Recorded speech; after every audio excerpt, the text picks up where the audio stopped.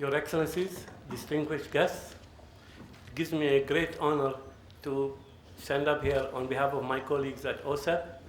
A new company 5 years ago was established in 2010.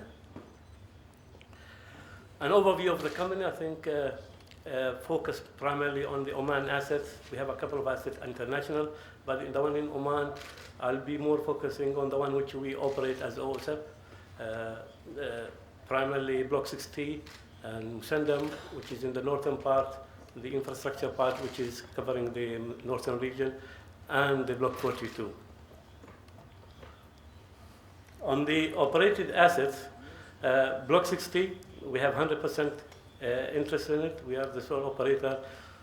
Tight gas formation, still under development and continuing. We inaugurated the project commercial production late last year, and it was inaugurated by His Highness Sayyid Shihab in January this year.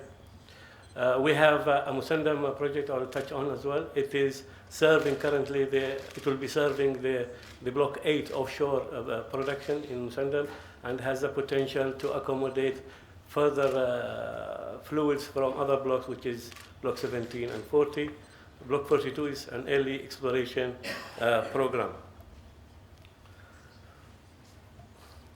I already covered like Block 60. It is a fast-track development project on the Barrick tight gas formation, and we achieved almost around 25 million end of the year 2014, 25 million scf per day, and 2,000 barrels of condensate. Musandam, we more or less completed all the offshore activities. The central facilities were supposed to be completed in 2014. I will touch on the rationale of the delay. But however, we have achieved 99% construction, and we expect by mid this year to complete the commissioning part. Block 42, similarly, I think most of the seismic interpretation and studies have been completed, and we are just entered the phase of preparing the location for first exploration wells. On Block 60, I like this slide to give you how small OOCP compared to everybody else around, but I think our strength comes from the collaboration and the hard effort taken by all the companies and from the service sector and operating companies as well that have put hand to hand with OOCEP to bring this project. ABB is the Abu Tubul project. We have successfully completed since as of last year, this is a statistic up to last year, 20 million man hours and 2 LTIs, and actually 37 contractors and subcontractors in the project in a very sort of tight terrain or difficult terrain. This slide gives you a bit of what I call a glimpse of the scope of the project. We are, maybe if I, it does not give you, we are, yeah, maybe here. We are actually having quite difficult sand dunes across and sabkhas across this region, which makes it quite interesting to try to build a complete new infrastructure in that area. The Barrick, which is the first phase, is around 4,500 meter depth. As I said, requiring massive fracture work to make these wells commercially productive. The development concept, knowingly that this is quite a challenging task, was more of a what I call fluid in the strategy. It means dynamic and adapting as we go, the learning and picking up the learning spontaneously and altering the execution of the development program. We focused initially on the Barrick, and we spread across to the flanks. The scope had 60 wells, 7 appraisal and 2 further exploration wells. But the learning cycle was so fast that we've been changing the well location based on the learning that we have captured during the drilling program, and actually we have adapted a fast track to improve the dynamic model, which helped us quite rapidly to picking up the sweet spots. Apart from the subsurface, the petroleum engineering and the well delivery team, there has been a quite massive work, which you will see later on, building a complete infrastructure from scratch, which is basically the flow lines, the interlink pipelines within the field, and then the export system from that remote area all the way to the PDO oil network and the OGC gas network. We do believe we have more potential as we're still continuing on development of this field, and actually some of the exploration success actually encountered last year, which is very good for this block. Timeline is quite aggressive. The field was acquired in 2011. The EPSA was signed in actually March 2011, and aggressively we have updated the FDP, the field development plan of the previous operator, and within July we had that approved by the Minister of Oil and Gas, followed up by the gas sales agreement, which is actually the final investment decision of the project in October 2011, and in 3 years' time, what you can see the timeline, we have a commercial production from the field.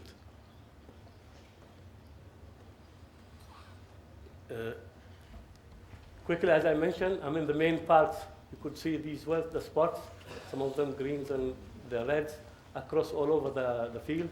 And you have this central facilities you plant, and for every well, you have quite an infrastructure goes with it as well, to be remotely operated and controlled from the central facilities. We have a large stretch of 95 kilometers from the central facilities all the way to close to Barrick Field, which is operated by PDO.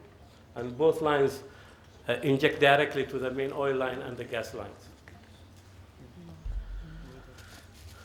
One of the good things, apart from the Barrick development itself, is actually the exploration success we have encountered in the northern part of the block.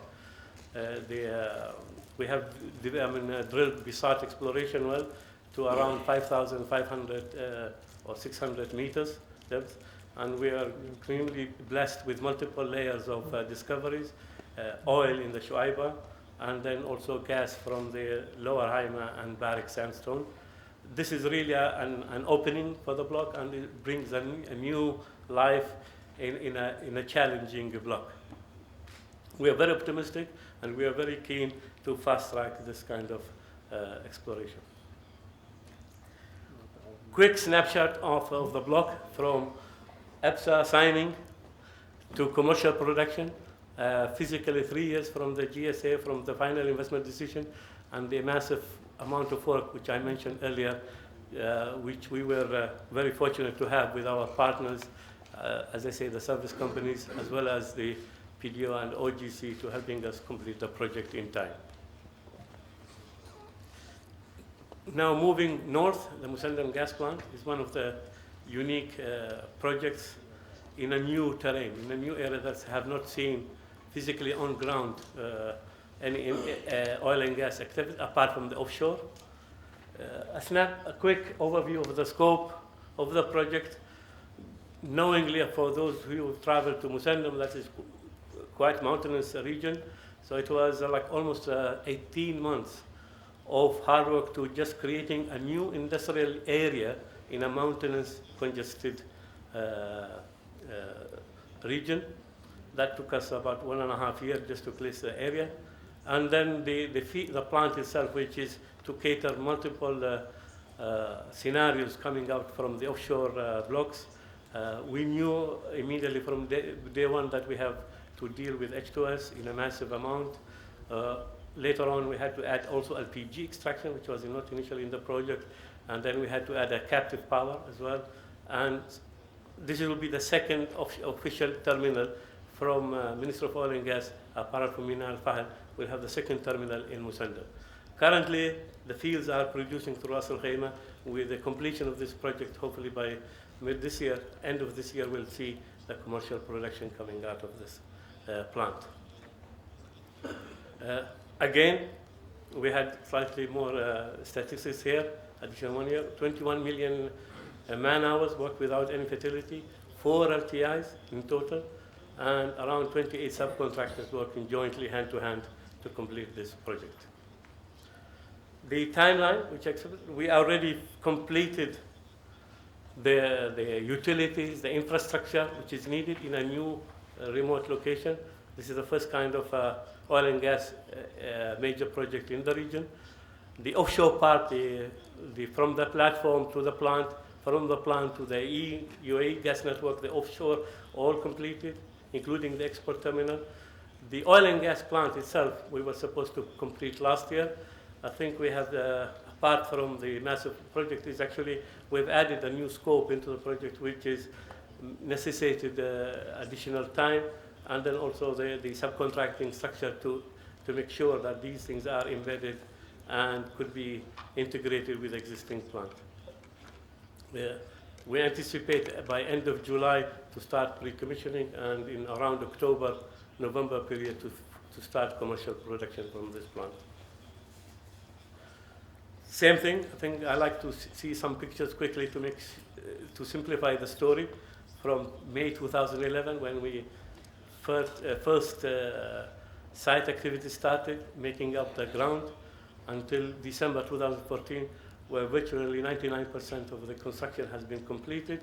We have gone through a massive transformation in the region, trying to make a mega project with multiple processing capabilities in a new region, harnessing the offshore and onshore capabilities in that area. Moving now to last operated asset, which is Block 42. It's an exploration concession, around 25,000 kilometers. Primarily desert is what's known the Ramla Sharqiya region. It's a combination of northern part is mountainous, and the southwest type is more sand dunes, and this is the area where we are focusing, the Ramla Sharqiya area.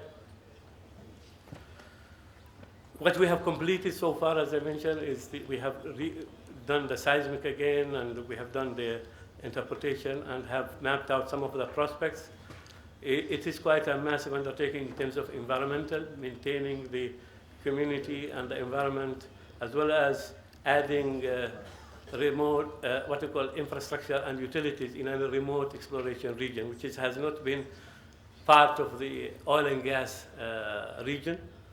We have successfully completed in 2014 the water supply wells. We have brought in a dedicated road for the rigs, and now you could see that the well pad, this is last year photos, the rigs on location, and I think is within a span of weeks we will be starting spudding the first exploration well. That's all what I have for you, Excellency. Thank you very much.